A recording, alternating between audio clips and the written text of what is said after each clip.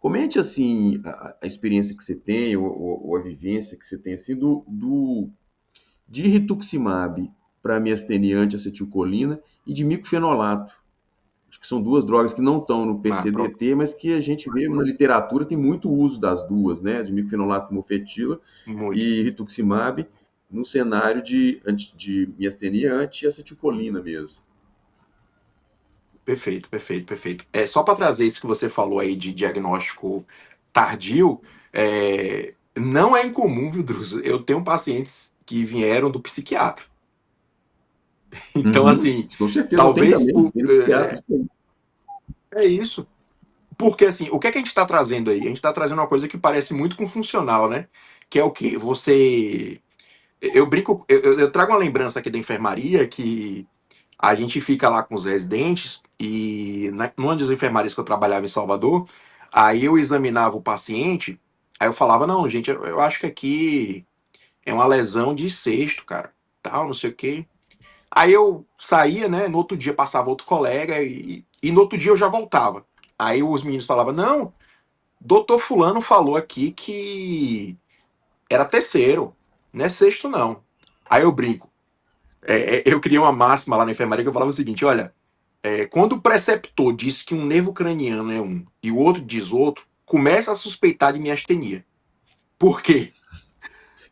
Boa. Você ter a alteração de nervo craniano flutuante e que muitas vezes você tenta topografar e um topografa de um jeito, outro topografa do outro. Opa, variou o exame físico. O nome variação de exame físico, você lembra de funcional, mas ninguém vai fazer um funcional do sexto. Se bem que eu tinha um colega que fazia um funcional do sexto, mas tudo bem. Mas não era nem funcional, era de propósito.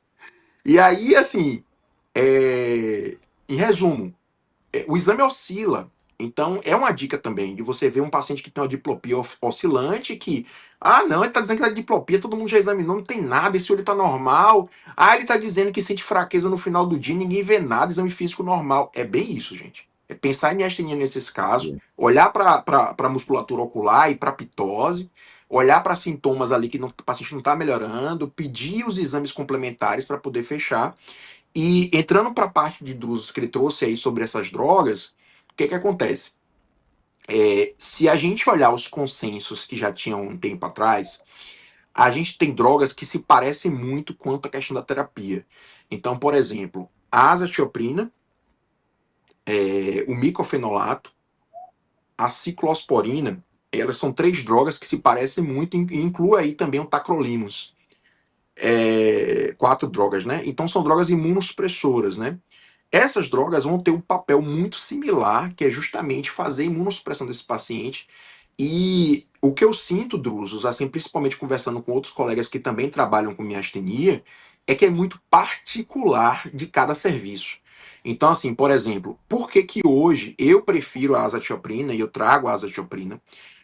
Dentre essas, é a que teoricamente, porque tem algumas coisas que a gente deveria fazer até de exame complementar antes de prescrever qualquer azatioprina, mas a gente não faz e a gente utiliza como estratégia usar doses baixas e ver se vai ter esses efeitos colaterais.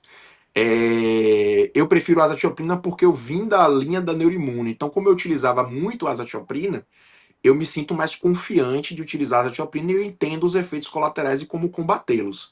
Mas eu noto que o micofenolato, o tacrolimus e a ciclosporina é muito individual. E, por exemplo, assim, eu tenho pacientes que usam como não tem o micofenolato, só para você ter ideia, o pessoal que trabalha com neuromielite ótica de alguns centros da Europa, e teve um que a gente trabalhou, fez um trabalho em conjunto, eles utilizam mais micofenolato do que asa.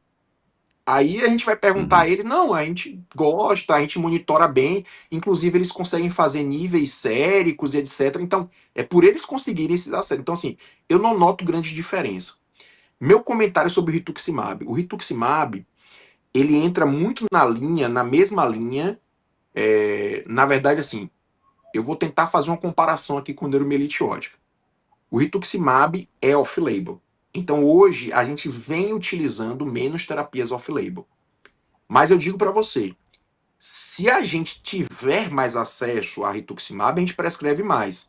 Tem centros, inclusive eu discuti com alguns colegas do Sul, eles usam de rotina. eles têm mais acesso ao rituximab nos casos refratários. Então, por exemplo, assim, nosso PCDT hoje contempla ciclofosfamida. O que é menos danoso para o paciente? Utilizar uma ciclofosfamida ou um rituximab? Então, hoje a gente tem lá no nosso PCDT que a ciclofosfamida ela entra para esses casos refratários. Mas eu me sentiria mais confortável com rituximab. Então, a experiência que eu tenho com a acetilcolina com o uso de rituximab é boa. O estudo que a gente tem, infelizmente, a gente não vai ter um estudo mais robusto, justamente por conta das novas drogas, como acontece, por exemplo, neuromielite ótica, mas é uma boa droga, principalmente para casos refratários. E eu não estou falando de antimúsculo, eu estou falando como foi a pergunta de Drusos. Eu estou falando de acetilcolina positivo.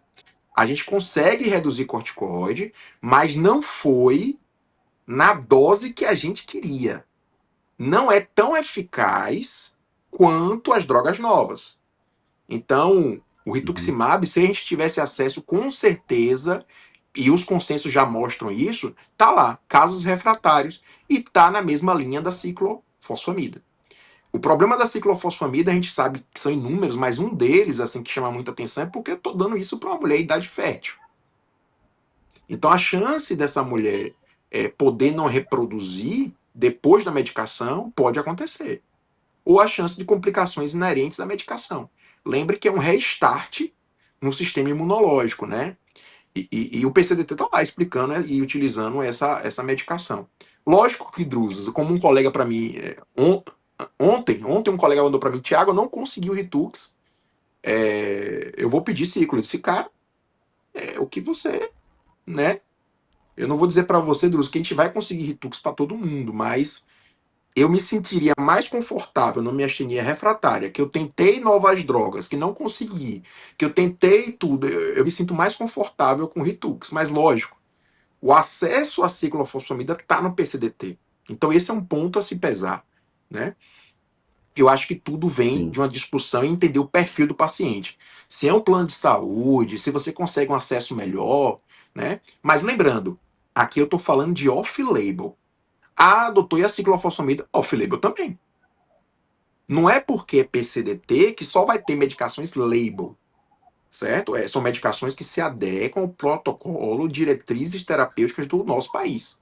Então, assim, não é uma má droga, o rituximab é uma boa droga e extremamente válida em casos refratários. Eu acho que ela tem um papel muito similar à ciclofosfamida, nesse sentido, entendeu?